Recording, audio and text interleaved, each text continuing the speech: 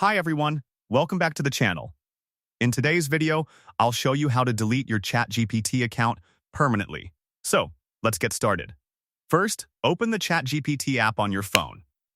Now, tap on the two lines icon in the top left corner. This will open the side menu. Next, tap on your profile icon to open the settings page. Once the settings screen opens, look for the data controls option and tap on it. Now, scroll down to the bottom of the page. Here, you'll see the delete account option. Tap on it. A confirmation message will appear on your screen.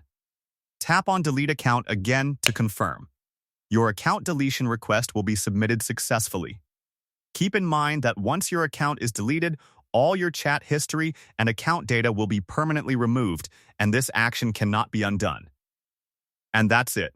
If you found this video helpful, don't forget to like, subscribe, and hit the bell icon for more useful tutorials. Thanks for watching, and I'll see you in the next video.